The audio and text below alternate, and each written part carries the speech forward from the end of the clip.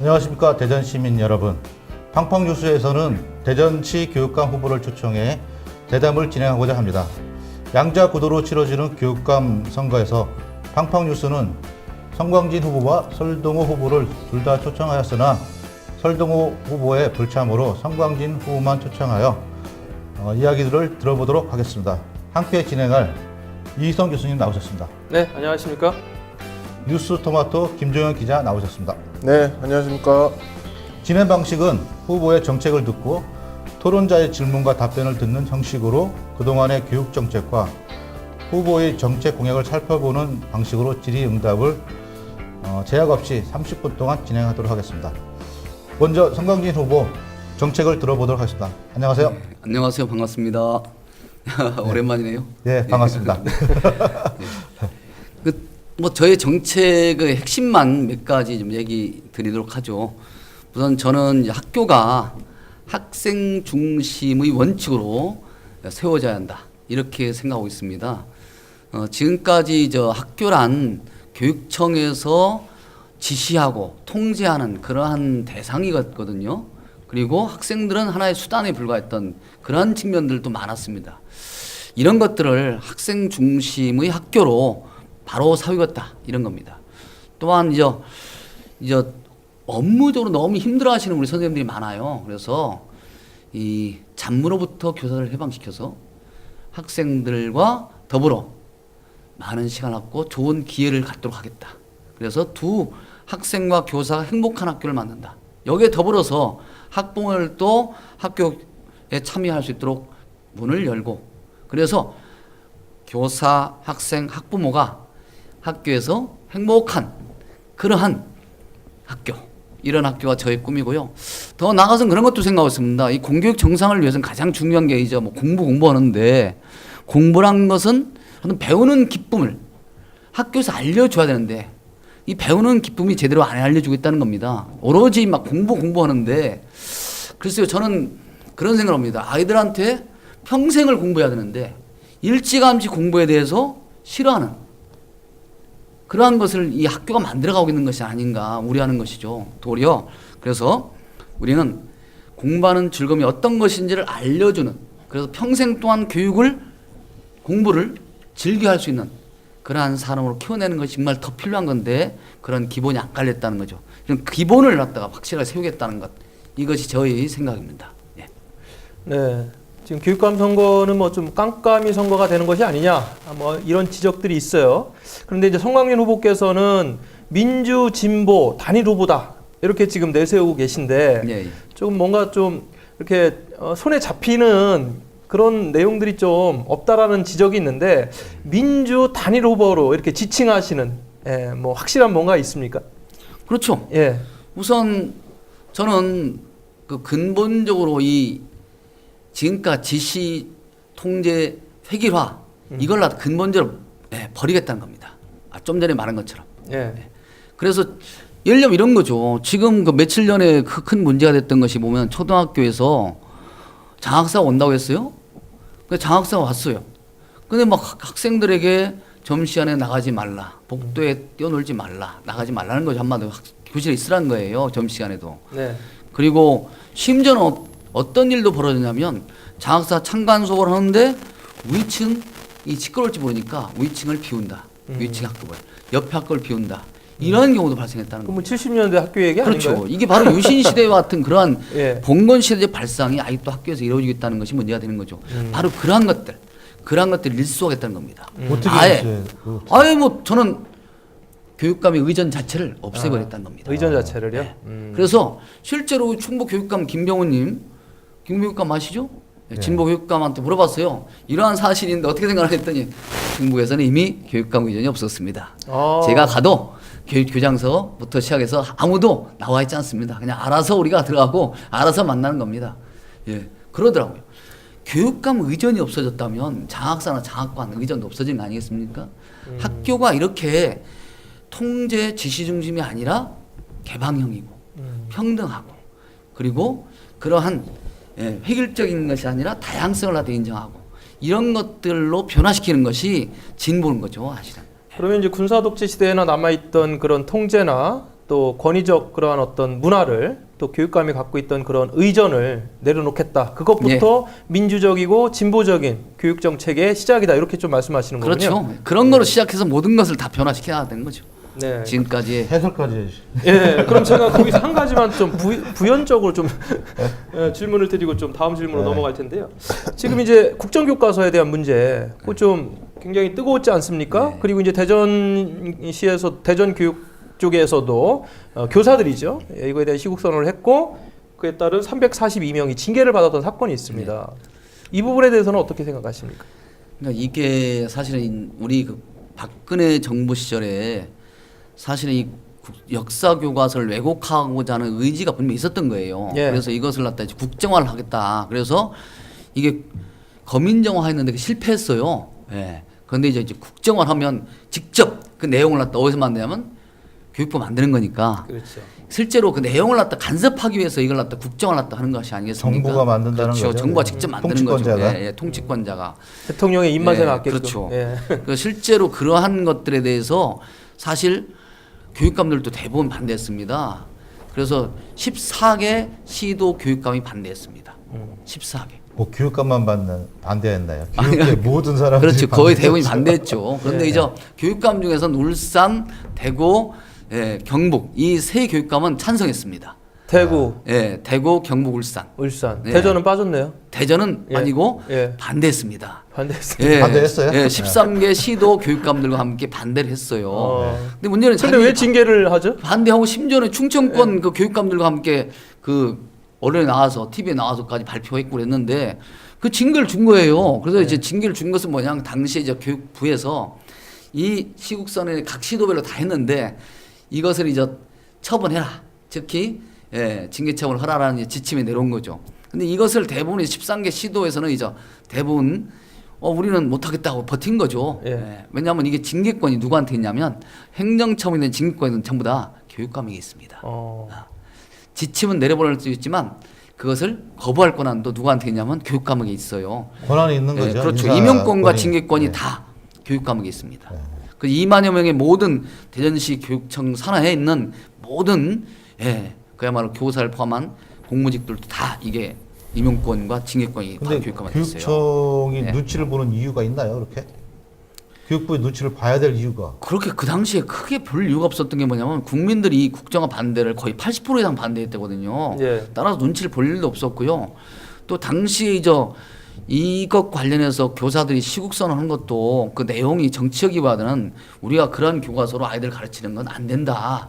이러한 교육적 견지에서 이것을 갖다 했기 때문에 대부분 국민들도 그 시국선언에 대해서 그야말로 다 뭐 동의하는 입장이 아니었습니까?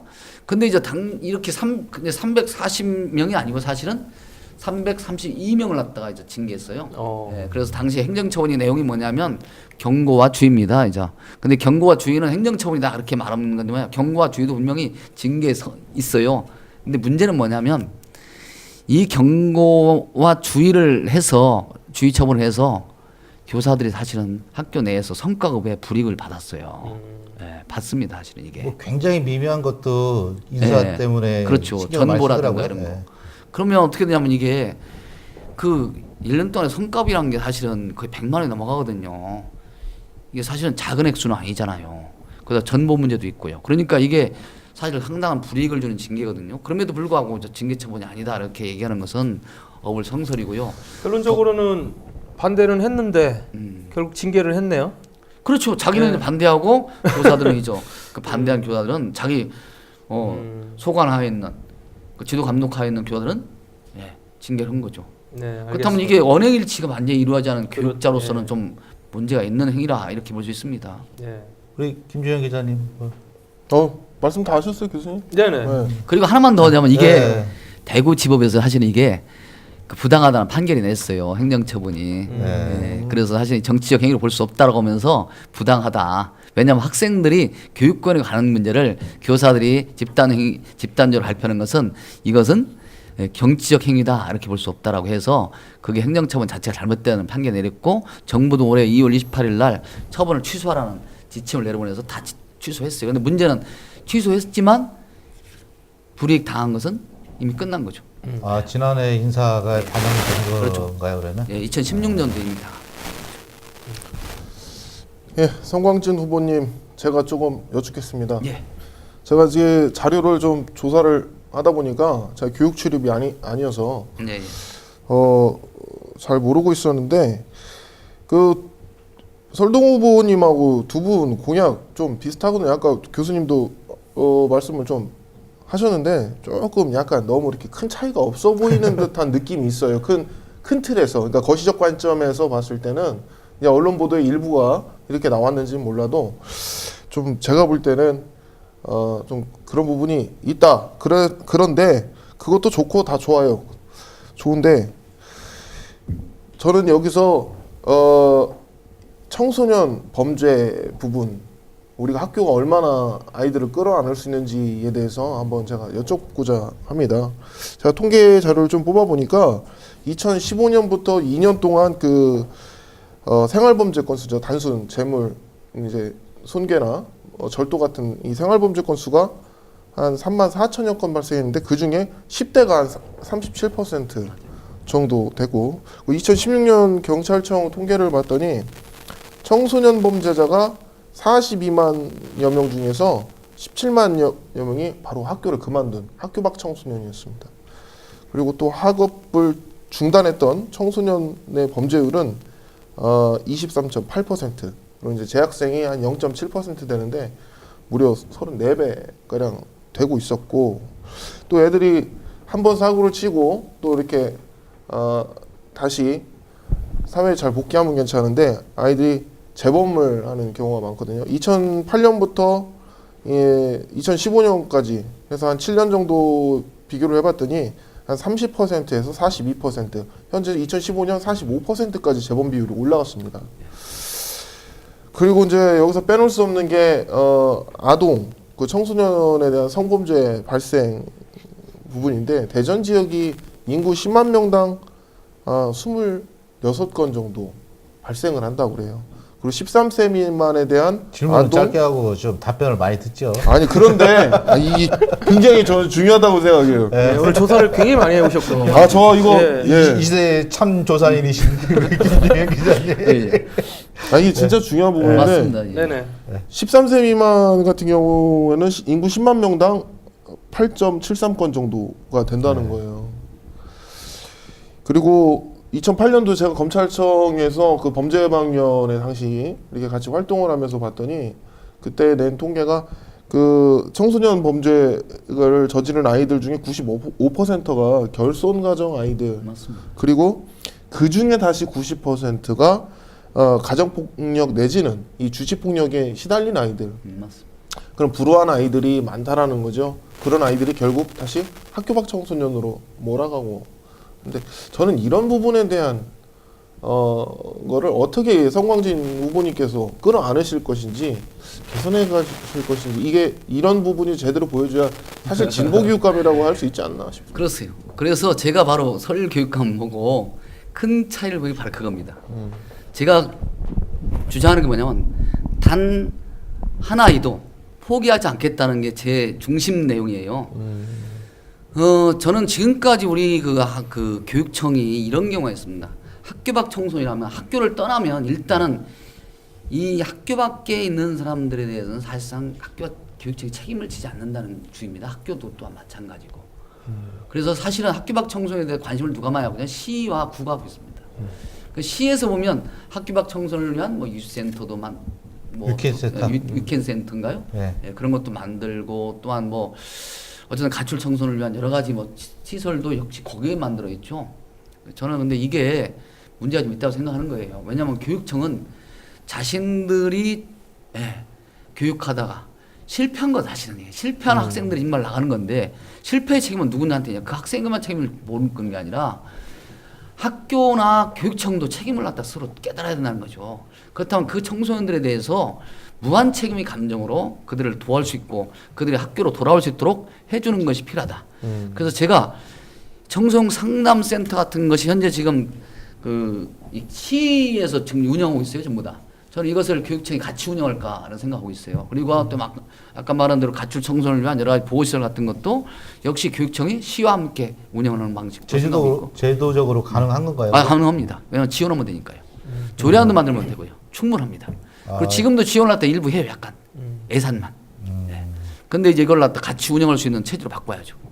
그리고 더 나가서는 제가 시장이 해야 될 거를 월권하시는 건 아니에요? 아닙니다. 이거는 교육에 관한 평생 교육시설까지도 교육감이 지도 감독할 수 있도록 조례안을 갖다 만들기도 했어요. 네. 그래서 사실은 예산이 가는 곳에 좀 지도 감독이 가는 곳엔 조례안을 갖다 만들면 되는 거예요. 그래서 교육이 필요하다면 언제든지 조례안을 만들어 갖고 그것을 우리 품 안에 품을 수 있어야 된다고 생각하기 때문에 저는 그러한 생각을 갖고 있고, 더 나아가서는 공립형 대안학교를 빨리 세워야 됩니다. 이 공립형 대안학교라는 게 뭐냐면 학교에 적응하지 못하는 애들이 있어요. 실제로 오면 이제 성격적으로나 활동적으로나 이게 잘 안 맞는 학생들이 있습니다. 저 같은 사람. 이런 학생들은 분노장애. 사실은 분노 조절. 지금 이 아들이 이제 그만두고서 대안학교를 하잖아요. 근데 네. 대안학교 워낙 비싸잖아요. 제가 그래서 못 다녔어요. 그래서 그러한 공립형 대안학교를 만들어서 실제로 그냥 보내줘야 돼요. 그래서 그 대안학교에서 적응할 수 있는 그러한 학교에서 적응할 수 있도록 해서, 저는 왜 이게 꼭 필요하냐면 대안학교라는 것이 갖고 있는 학습 프로그램이 있습니다. 교육과정 프로그램은 실제로 이제 일반 교육과정과 많이 달라요. 근데 이게 사실은 우리 일반 교육과정에 영향을 줄 수 있어야 돼요, 서로 간에. 그러니까 정부가 저는 좀 치사했던 게 지금 사립학교를 점차 없애는 쓰면 좋겠다는 취지를 갖고 있더라고요. 정부에서는. 왜 그래서 이제 과거에 돈이 없을 때는 사립에게 민간에게 위탁을 하고 돈이 생기니까 이제 국가가 다 받아들이겠다. 지금 대안학교도 마찬가지인 것 같아요. 지금 관리에 있어 자유롭게 못하니까 다 이렇게 민간에다 니네 스스로 알아서 해. 그렇게 하고 지금 국가가 양질의 학생들만 관리하는 것 같아요. 그래서 지금 대전 지역에 초등과 중등 과정에 대안학교 몇 개 있습니다. 네. 제가 이제 그걸 좀 잘 심사해서 필요하다면 이들에게 지원도 한번 해볼 생각입니다. 왜냐하면 자생적으로 만드는 이제 대안학교들이거든요.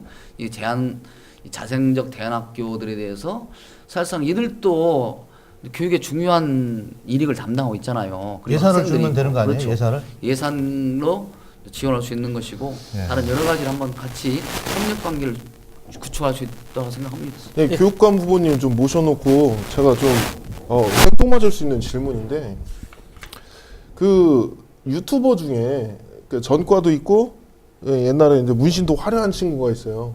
예, 그런 친구가 아이들을 이렇게 선도하고 다니는 게 이제 유튜브에서 굉장히 이슈가 되고 했거든요. 근데 우리가 교육 체계에서 보면 아이들을 가르치는 사람이나 보호하는 사람들은 이제 범죄 경력이 있으면 안 된다라고 보고 있잖아요.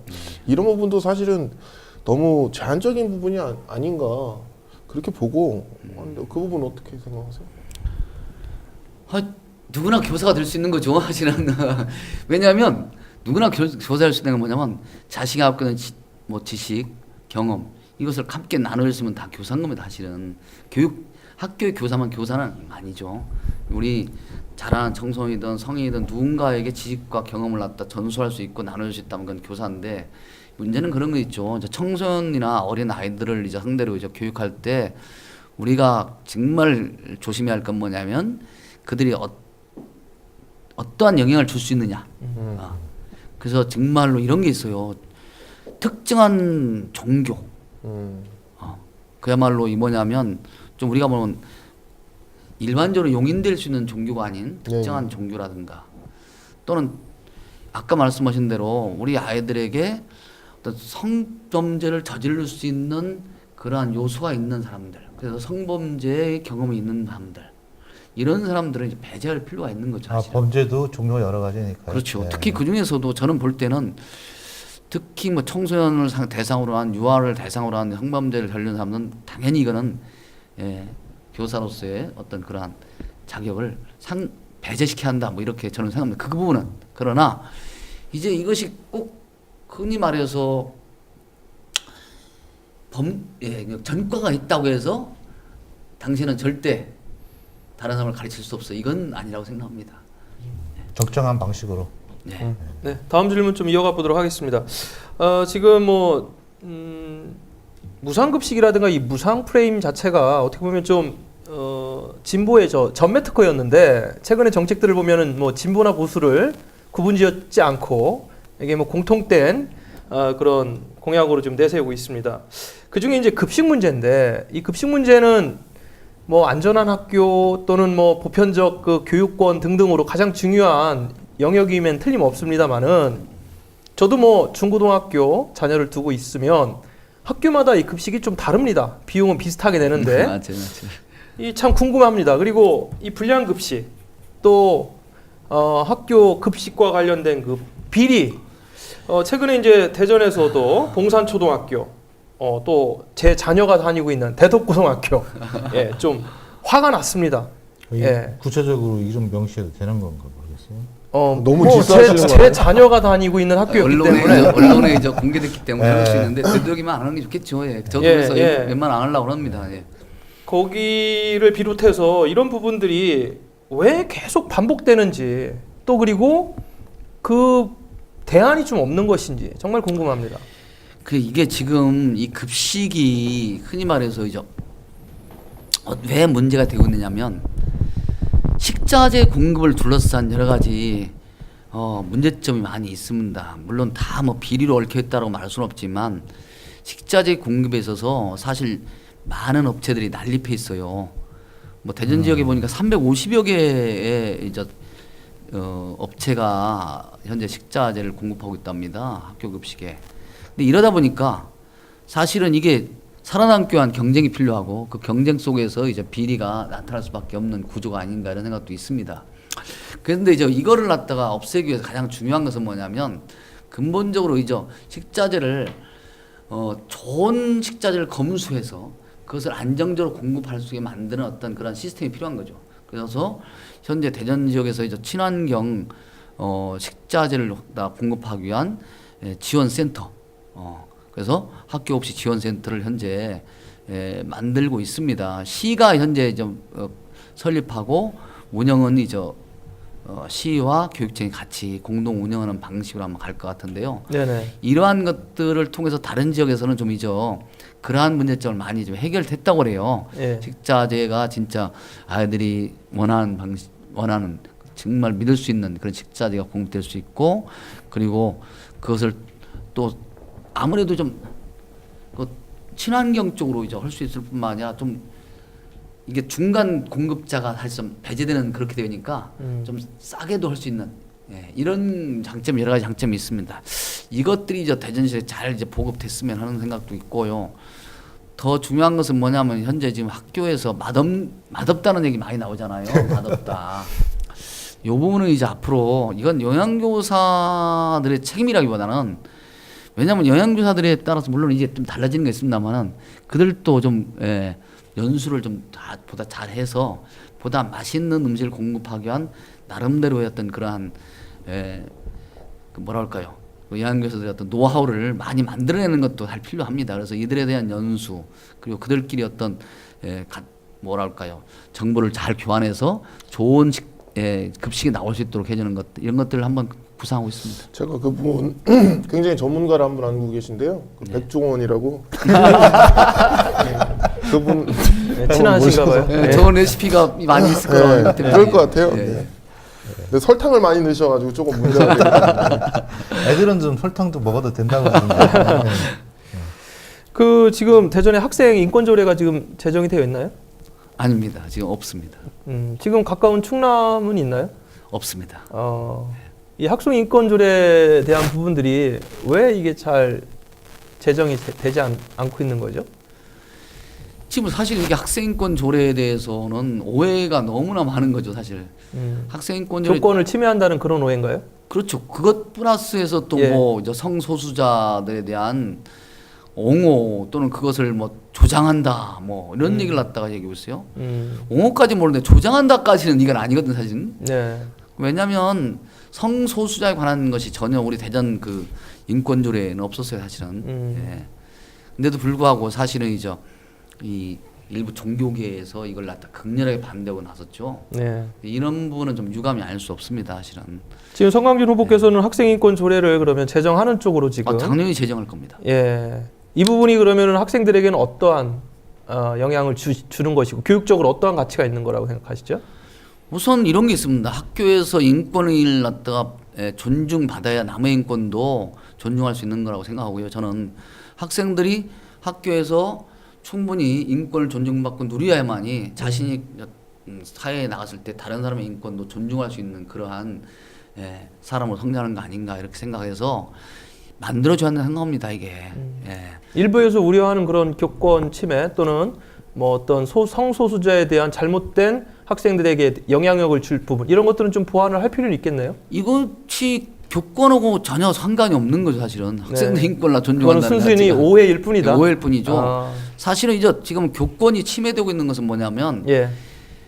가장 큰 것은 뭐냐면 사실은 많은 사람들이 다 교사들이 얘기하는 게 뭐냐면 학교 관리자나 교육청으로부터 만들어지는 그러한 교권직이 더 많아요.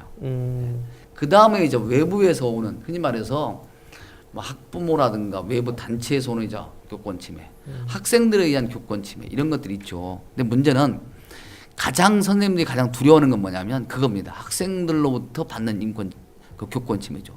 왜냐하면 자신이 스승과 제자로서의 관계를 맺었는데 이 제자로부터 교권을 침해받는다는 것은 도저히 참을 수 없는 그러한 모욕적인 것이거든요. 그래서 가장 이게 숫자로 볼 때는 이렇게 많지는 않지만 이것이 가장 모욕적이고 힘든 겁니다. 근데 문제는 이게 왜 발생하느냐는 거죠. 이게 과거에는 이런 것이 나타나지 않았는데 지금에 와서는 이제 많이 달라졌잖아요. 이 환경 자체가 이제 교육 환경이. 네. 근데 문제는 이제 우리가 아이들과 교사들의 관계를 좀 더 가까이 할 수 있는 기회. 그것이 부족하다는 거예요. 저희도 또 옛날에 네. 고등학교 때 선생님 한 방 치고 그런 적도 있었다. 그래요? 네. 저희 학교는 안 그랬는데. 그런 적이 근데 아주 이제 드물게 있었겠죠. 서로가 자유로워지면서 이렇게 상대하는 방식이 서로가 지혜로워져야 되는데 학생들은 권위가 그 뭐랄까 자유로움이 많아졌던 대신에 선생님들도 또 그렇게 대응하는 방식이 좀 미숙한 건 아닐까요? 저는 학생들을 제가 대하는 방식에서. 아이들하고 좀 격이 없이 지냈거든요. 사실 네. 어떻게 보면. 예. 근데 격이 없이 지낼 때 가까웠을 때 도리 학생들이 저한테 어떤 불만을 갖고서 막 덤비고 그런 적이 아니라 대화하듯이 하죠. 불만을 갖다가 얘기 있어도. 네. 근데 이게 어떻게 했냐면 그 선생님이 기분 나쁜 선생님이야. 그러니까 별로 나하고 별로 안 통해. 그러면 이 말하다가 되면 이게 성질이 그 말 속에 나오는 거 이러면 선생님도 분노가 이제 나오면죠. 선생님도 그거 들으면 기분 나쁘잖아요. 이게 부딪히는 거예요. 그래서 사실은 선생님과 학생이 스승과 제자로서 진짜 가깝다면 사실은 그러한 교권 침해가 나타날 수 없는데 현재 학교 구조가 스승과 제자로서의 관계를 맺는데 어렵게 만들고 있는 거예요. 갈수록 점점 더. 그리고 아이들은 자유분방해지는데 통제 속에 자꾸 회귀라든 그런 통제 속에다 자꾸 조금만 저하면 선생님 처벌받잖아요. 네? 학생들한테 좀 잘못하면 처벌받잖아요. 지금 이제 체벌 문제죠. 체벌 문제인데 네. 사실 이 체벌이란 것이 지금 우리 사회가 이미 용인하기 어려운 그런 사회가 됐어요. 그런데 이제 체벌 문제의 심각성은 뭐냐면 이 체벌을 갖다 지금 이제 못하도록 돼 있는데 했을 경우에 나타나는 그야말로 이게 그 뭐라고 하죠 이 범죄화해서 이제 처벌을 받단 말이죠. 예, 그냥 사법적 처벌을 받는 거죠.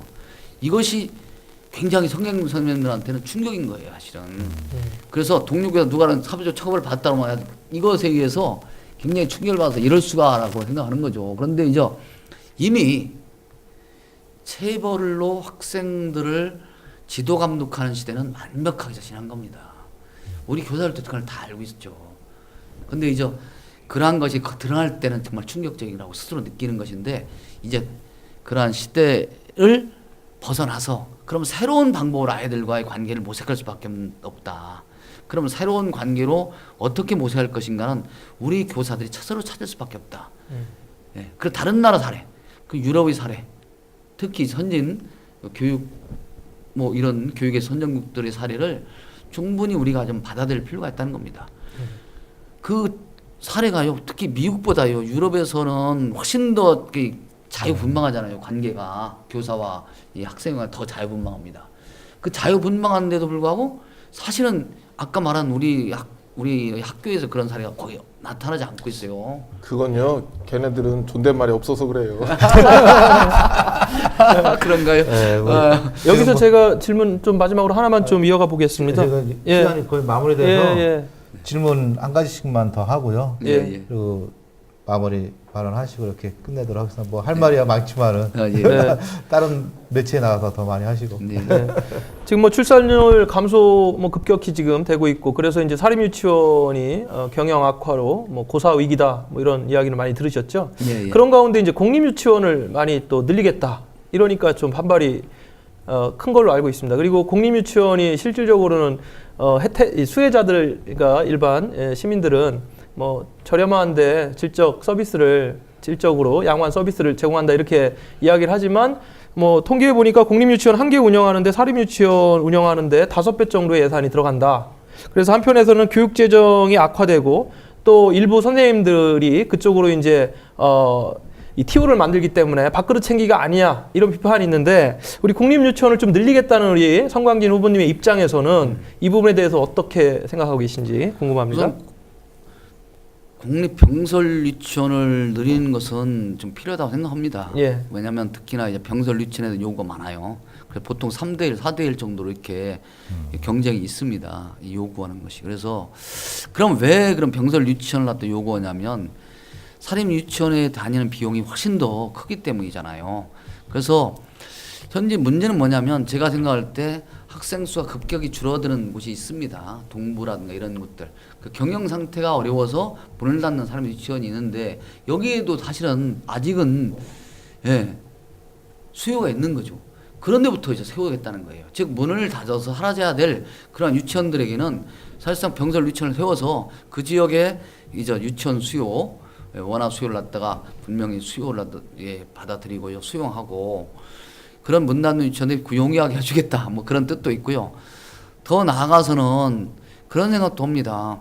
이쪽에 이제 사립 유치원들이 서부 지역에 굉장히 많이 있어요. 그리고 아직은 사립 유치원들은 뭐 그렇게 크게 경영 압박을 느끼지 않는다고 합니다. 그래서 또 사실은 또 몇몇 유치원들은 네. 과밀 학급도 있습니다. 네. 이런 것도 해소시킬 필요가 있는 것도 있고요. 이런 건 있습니다. 사립유치원에도 공립유치원만큼 지원을 하겠다. 이거는 내가 유치원연합회를 만나면 되겠습니다. 다만 사립유치원도 투명성, 경영의 투명성을 확실하게 보장해야 한다. 네. 이 부분만은 서로 얘기가 됐습니다. 예, 뭐 서구나 유성구가 유치원 진학 수요가 많기 때문에 이쪽에서 공립 유치원에 대한 수요가 좀 큰 걸로 알고 있는데 지금 후보님 말씀하신 대로 동구나 대덕구 쪽에 먼저 병설 유치원을 설립해서 교육 격차도 해소하시고 또 지금 같은 사립 유치원을 좀 이렇게 위협하지 않는 그런 좀 정책으로 갔으면 하는 바람입니다. 예. 네, 감사합니다. 뭐 박사님이라 굉장히 막 정리를 잘하세요. 저는 사실 오늘 계속 청소년 문제 뭐 그런 말씀인데 아이 하나를 키우려면 마을 전체가 나서야 된다 이런 말이 있어요. 왜 이쪽으로 제가 조사를 좀 하고 계속 말씀을 드렸냐면 후보님 공약을 찾아보다 보니 성광진 후보님 공약을 찾아보다 보니 마을과 학교 지자체가 실질적인 거버넌스를 구축하는 시스템을 내세우신 부분이 제가 핵심 공약입니다. 네. 그래서 그 부분이 어떤 식으로 진행이 될 것인지 이게 실현이 가능한지 좀 제가 좀 판단 좀 해보고 싶어서 직접 한번 듣고 싶어요. 그래요. 아까 말한 대로 우리 앞으로의 교육은 학교만으로 우리 아이들 갖다 길러낼 수는 없다고 저는 생각합니다. 그건 지역사회가 함께 해야 된다고 생각하는데 왜냐면요. 우리가 정규학 뭐 교과 같은 국어, 영어, 수학 같은 그런 것들은 우리 학교에서 해야죠. 해야 됩니다. 그런데 아이들이 바라는 그 다양한 특기적 성교육이 있습니다. 이 특기적 성교육이 옛날처럼 단순하진 않아요. 체육만 하더라도 수많은 종목이 있고요. 음악만 하도 수많은 그 다양한 뭐 음악 장르가 있지 않습니까? 또 뭐 악기만 해도 수십 개, 수백 개고요. 미술만 해도 그렇고요.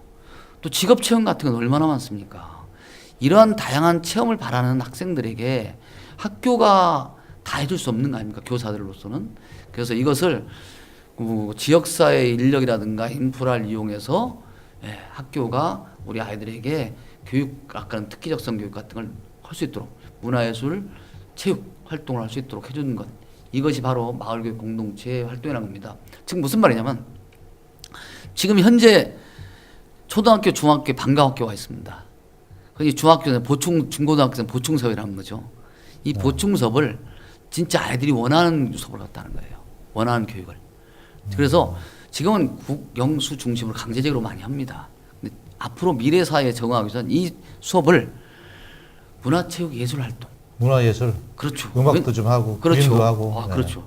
그래서 아이들이 정서적 감수성을 높이는 쪽으로 나가야 되만이 미래 사회에 잘 적응할 수 있다고 생각합니다. 이제 그래서 바로 그 2시간이나 3시간 동안의 그러한 지금의 방과학 활동을 지역사회에 나가서 또는 학교 안에서 하던 인력과 인프라를 충분히 다 이용하겠다는 겁니다. 그것은 하루아침에 되지는 않겠지만 지금부터 준비해 나가겠다는 거예요. 그래서 아이들이 진짜 학교 오면 뭔가 즐거운 게 있는 거예요. 그래서 매일매일이 뭔가 배워서 즐거운 것이 하나쯤은 있는 그런 학생으로 만들어가겠다. 이런 것이죠. 송광진 후보는 문화예술 중에서 즐기는 거 하나 가지고 계십니까? 사실은 제가 초중고등학교 때 그걸 해보고 싶었거든요. 네. 악기를 하나도 배우지 못했고요. 네. 좀 미술이나 이런 것 같은 것도 배우지 못했잖아요. 다만 이제 그런 걸 배우려면 다른 특별한 주변에 있는 사람, 형님이라든가 아저씨가 있는데 뭐 그런 사람도 없었고요. 그런데 정말 그냥 완전히 무침이 뭐 그런 겁니다. 내가 그냥 배우고 싶으면 아니 근데 잘 모르시는 분이 어떻게 그걸 그러니까 제가 저 아이들한테 좀 그런 걸 가르쳐 그런 걸 해보고 싶다는 같이 거죠. 배우고 싶은 생각은 혹시 뭐 없으세요? 학창 시절에 뭐 이렇게 뭐 폭탄 제조 전문 기술 같은 거 이런 뭐 던져보시고 뭐 그런 거 하신 거 아니에요? 예, 없습니다. 네. 못했습니다. 아. 예, 해보고 싶었어요. 그래서 민간 거버넌스가 더 중요하겠네요. 그렇죠. 예. 할 수 있는 게 한계가 있으니까 학교 내에서. 아, 그럼요. 예. 학교 내에서 우리 선생님들로서는 이 아이들의 요구를 다 부응할 수 없어요. 예, 예. 그리고 우리가 사회가 요구는 다양한 그러한 뭐랄까 특기적성뿐만 아니라 이런 체험 같은 것들을 해줄 수 있는 현재 학교의 구조가 아닙니다. 네. 끝으로 뭐 하시고 싶은 얘기, 못다 하신 얘기 뭐 있으세요? 다 하셨나요? 저를 선택해달라는 얘기를 해야겠죠. 사실 저는 이제 운전자가 네. 누구냐에 따라서 달라질 수 있다고 생각합니다. 그렇지 않겠어요? 그래서 우리 그런 게 있습니다. 지금 정부의 수장이 바뀌면 예. 그 정부가 하는 일이 달라지잖아요. 예. 방향이 달라집니다. 저도 우리 교육청의 수장을 바꿔야 한다고 생각합니다. 최소한 수장은 방향을 잘 설정해야 되고요. 그리고 갈등 조정 능력이 있어야 되고요. 그리고 무엇보다도 많이 알아야 됩니다. 누구를 많이 알아야면 아이들을 많이 알아야 돼요. 아이들이 지금 현재 무엇을 생각하고 있는지를 알아야 되죠. 그 부분이 저로서는 강점이고 그래서 당연히 제가 새로운 운전자가 되어야 한다고 생각합니다. 예. 대전광역시 교육감 후보 송광진 님이었습니다. 여러분 어떠셨습니까? 지금 대전시 교육의 미래 성장시키고 끌어나가기 위해서는 여러분이 꼭 6월 13일 날 투표를 해야 된다고 생각합니다. 여러분들이 소신껏 투표장에 가서 좋은 선택이 이루어지기를 바라겠습니다. 이것으로 팡팡뉴스 교육감 후보 초청 대담 마치도록 하겠습니다. 감사합니다. 감사합니다. 수고하셨습니다.